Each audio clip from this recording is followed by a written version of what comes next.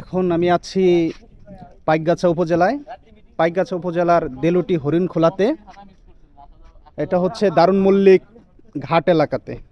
তো এখানে হচ্ছে যে 22 নম্বর পোল্ডার অবস্থিত। সেই 22 নম্বর পোল্ডারে ছিলাম গত 2 দিন। আজকে এখান থেকে নদী পার হয়ে 21 নম্বর পোল্ডারে যাব। 21 নম্বর পোল্ডারে মূলত এখনও চিংড়ি চাষ হচ্ছে। পোল্ডারের ভিতরে লবণ পানি ঢুকায়া চিংড়ি চাষ করা হচ্ছে। আর গত 2 দিন আমরা যে এলাকায় ছিলাম 22 নম্বর পোল্ডার, সেই 22 নম্বর পোল্ডারে এখন পর্যন্ত চিংড়ি চাষ শুরু করতে পারেনি। অবশ্য আকাশে মেঘ জমতেছে প্রচুর। বৃষ্টি আসার আগে আমরা নদীটা পার হব। তো সবাই এখানে দাঁড়িয়ে আছে, অপেক্ষা করতেছে বাইক রাখার জন্য। সামনে যে নদীটা দেখতে পাচ্ছেন, এই নদীটার ওই পারেই হচ্ছে 21 নম্বর পোল্ডার। সেই 21 নম্বর পোল্ডারেই আমরা আজকে যাব। কিছু পরিবারের সাথে কথা বলবো, তাদের জীবনযাপন সব কিছু সম্পর্কে একটু জানার চেষ্টা করব।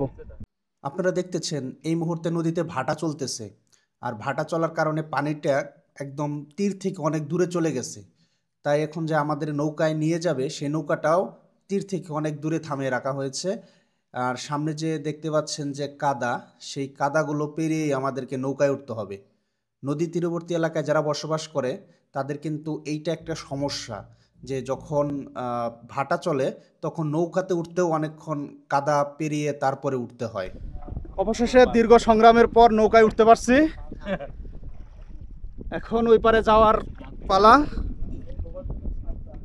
কিন্তু সবচাইতে হতাশাজনক ব্যাপার যেটা, আমি সাঁতার পারি কিন্তু নৌকায় বসতে আমার ভয় লাগে। জীবনের নৌকা চলে হেলে ধুলে পাল তুলে, মনেরও মাঝি নিয়ে চুপি চুপি ভেসে যাব নীল সাগরে। ও গানে গানে আকাশে চন্দ্র ওঠে, সূর্য ওঠে, গানে গানে। অবশেষে নদী পার হলাম। নদী পার হওয়ার পরে দেখতে পাচ্ছেন যে এখানে কত মানুষ দাঁড়িয়ে আছে, অপেক্ষা করতেছে নদীটা পার হওয়ার জন্য। আর এই সময়টাতে সবচেয়ে বেশি কষ্ট হয় নারী, তারপরে হচ্ছে শিশু যারা, তাদের। কারণ কাদা পেরিয়ে নৌকাতে উঠতে হয়। আর সবচাইতে বড় সমস্যা যেটা, এই পানিতে প্রচুর পরিমাণে লবণ আছে।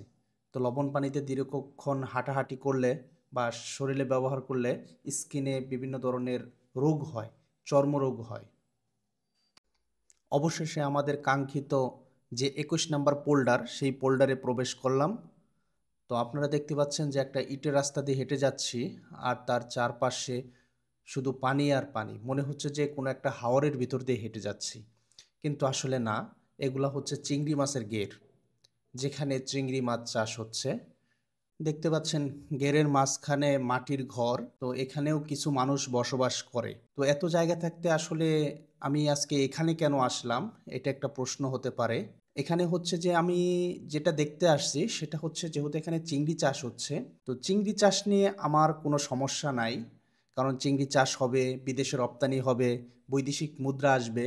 কিন্তু যেটা সমস্যা হচ্ছে সেটা হচ্ছে এই চিংড়িগুলা লবণ পানি দিয়ে চাষ করা হচ্ছে। তো লবণ পানি দিয়ে চাষ করার ফলে এই পোল্ডারের ভিতরে যখন নদী থেকে লবণ পানিগুলো ঢুকানো হয়, তখন এখানে চিংড়ি মাছ ছাড়া আর আসলে কোনো কিছু হয় না। তো আপনারা এখানকার পরিবেশটা দেখলেই বুঝতে পারছেন যে একটা রাস্তাটা একদম মনে হচ্ছে যে মরুভূমির মতো, কোনো ঘাসও নাই আশেপাশে। কারণ হচ্ছে যে লবণ পানিতে আসলে ঘাস বা কোনো গাছপালা হয় না। তো এটার জন্য এখানে যেহেতু ঘাস বা কোনো কিছু হয় না, যার কারণে এখানে যারা আছেন, যাদের ঘের নেই বা এই এলাকার ভিতরে যাদের ঘেরে জমি নেই, তারা যে অন্য কোনো কিছু করবেন, কোনো সবজি চাষ করবেন বা কোনো ফসল চাষ করবেন, গরু ছাগল লালন পালন করবেন, সেটা তারা করতে পারে না।